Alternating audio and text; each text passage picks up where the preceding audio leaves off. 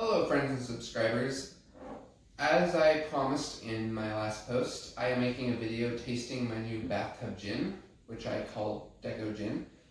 I have tasted it slightly with a straw when I first decided it was ready to stop infusing.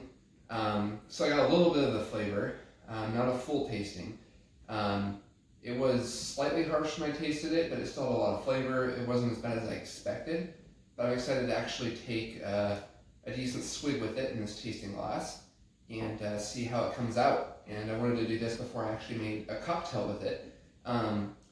The whole point of me coming up with this decision to make Deco Gin or Bathtub Gin is that I wanted to make my own Prohibition cocktail. Kind of the theme of my Instagram is Deco Art Deco, and I love Prohibition cocktails. That's why I really started out with posting.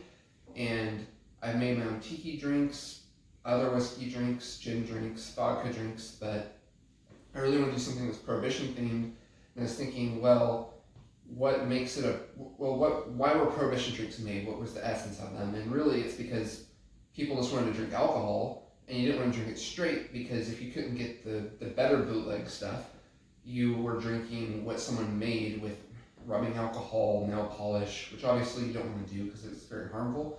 But even people just distilling it themselves, it did not taste good from everything I've heard, very harsh. So you wanted to make a cocktail to give it some flavor, adding grenadine, egg whites, lemon juice, all kinds of different things. So I wanted to start with that base to kind of make a true Prohibition style cocktail.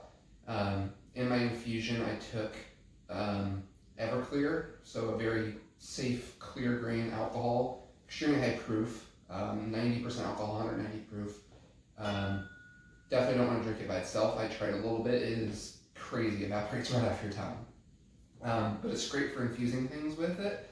So I took the Everclear, which is a very neutral base, and put in lime peel, lemon peel, mint, juniper berries obviously to give it the gin flavor, a couple of chunks of pineapple, and some lemongrass. Sorry if I already said that. I actually have the ingredients printed on the label, which I think is pretty neat. But in any case, I infused it for about 5 days, and it made this somewhat flavorful gin type of alcohol. It is quite yellow because of the infusion. I didn't filter it through a Brita or anything like that. I just strained it just like they would have done back in the day, and to give it that more pure bathtub gin essence. So let's take a taste out of this. You know, on first scent, it definitely smells like gin. Get the juniper right away. So I'm excited. It's kind of cool making your own type of alcohol. I didn't obviously infuse the alcohol myself, or I infused it, but I didn't distill it myself. But I don't want to go that complex quite yet. But let's see what this is like.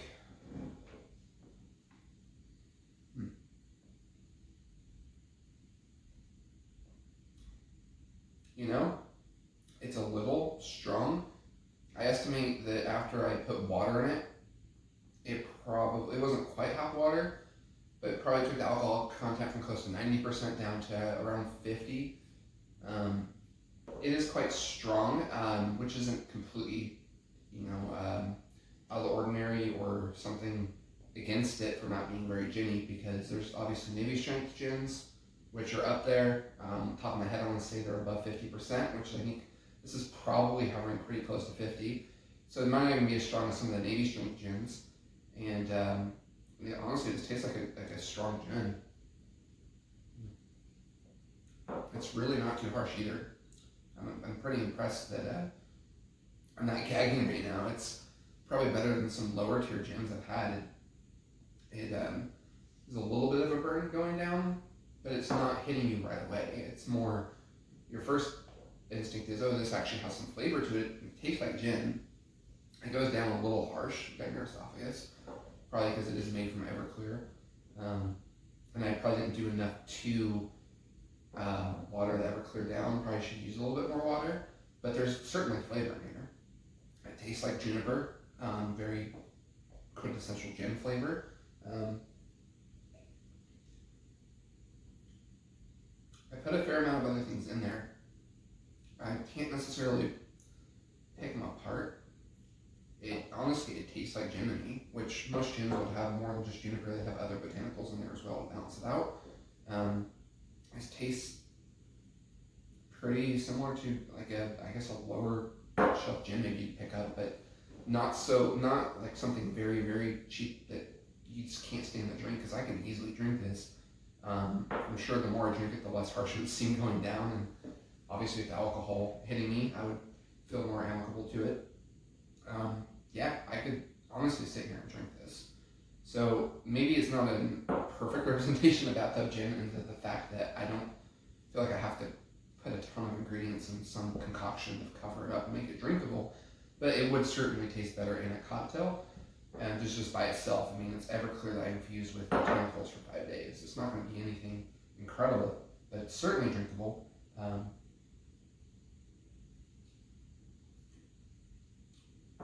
think you can kind of get a hint of a citrus taste to it, but I did primarily put juniper berries in the infusion, so I think it's a lot of what you're getting. I think the other ingredients really just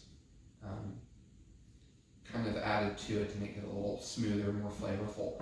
So yeah, I'm pretty surprised at how this turned out. I looked up a couple bathtub gin recipes and just decided to make a little modification on both, and ended up working out pretty well. I think this will work great in a cocktail. It's not going to be a cocktail that hits you with a bad liquor taste. I think it should blend in pretty well. It might still be a slightly harsh going down. I'm curious to see if the other ingredients will balance that out and it goes down smoothly.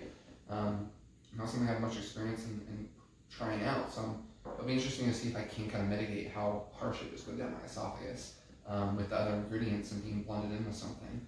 I'm probably going to try the cocktail with only an ounce and a half, because it should be quite high up there in alcohol content, and it is a little harsher than if I were to use like a Beefeaters, or I really like Kirkland Signature's London Dry, or Tanqueray, anything like that. It's probably going to be a little smoother in a cocktail than this. I probably don't want to use a lot, but I think I would much rather drink this than probably a $15 bottle of gin or lower, and even maybe some of the $20 ones. But yeah, anything above that, like Hendrick's is a phenomenal gin, and you obviously can tell that's professionally made, and this is an experiment that I put in a mason jar and stuck in my storage closet outside. Anyways, thank you for watching.